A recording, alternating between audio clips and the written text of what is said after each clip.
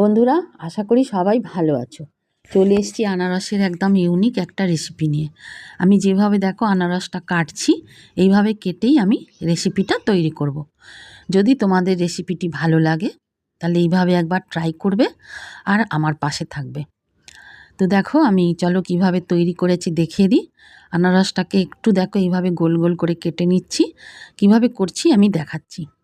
তো দেখো তার জন্য আমি প্রথমে একটা পাত্র নিয়েছি আর একটা দেখো কাটার নিয়েছি। এই কাটারটা না মানে রাস্তায় যারা দেখবে ফুটপাতে অনেক কিছু জিনিস বিক্রি করে তাদের কাছেই পেয়ে যাবে। এটা সবজি কাটার জন্য অনেক কাজে লাগে। তো দেখো আমি একটু পাকা আনারস নিয়েছি। পাকা আনারস নিলেই সুবিধা হবে। আর দেখো আনারসটাকে আমি পাতলা পাতলা করে কেটে নিচ্ছি। যতটা পাতলা হবে ততটাই কিন্তু ভালো লাগবে। তো দেখো ঠিক এইভাবে কেটে নিয়েছি। আচ্ছা এইবারে দেখো আমি সাইডগুলো কেটে ফেলে দেবো, কারণ সাইডে যে চোখ আছে না ওগুলো মুখে লাগে, সেই জন্য আমি সাইডটাকে একটু বেশি করে আমি কেটে ফেলে দিচ্ছি। দেখো কাটা হয়ে গেছে। এইবারে দেখো এই গোল অংশটাকে আমি বাদ দেবো, যেহেতু এটা খুব শক্ত।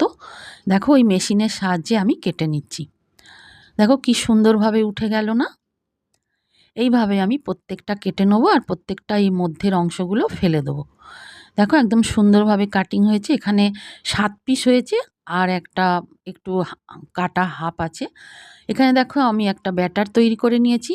চালের গুঁড়ো 1 কাপ আর 1 কাপ ময়দা দিয়ে আর সামান্য লবণ আর সামান্য একটু 1 চিমটি বেকিং পাউডার দিয়েছি।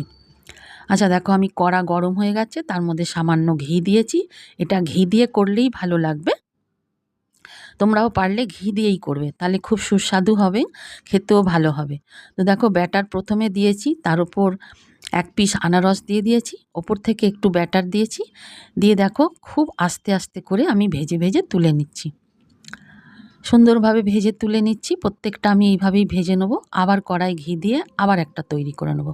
এইভাবে প্রত্যেকটা আমার তৈরি করে মানে মোটামুটি হয়ে গেছে। এবার দেখো আমি এগুলোকে সরিয়ে রেখে আমি আলাদা একটা পাত্রে চিনি দিয়ে ক্যারামেল তৈরি করে নেবো। যেহেতু আমার কাছে এখন মধু নেই, মধু হলে খুব ভালো হতো। দেখো আমার সব ভাজা হয়ে গেছে। এবার দেখো ওপর থেকে একটু আনারস কেটে রেখেছিলাম দিয়ে দিলাম, আর চিনির যে ক্যারামেলটা তৈরি করেছি ওটা দিচ্ছি। এটা দিয়ে কিন্তু অসাধারণ খেতে লাগবে। এইভাবে একবার তৈরি করবে। এবার দেখো আমি কেটে দেখাচ্ছি কত সুন্দর হয়েছে জিনিসটা।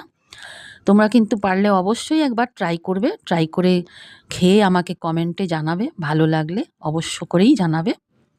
আবার আসবো নতুন কোনো রেসিপি নিয়ে। Thank you, tata. সবাই ভালো থাকবে, ভালো খাবে।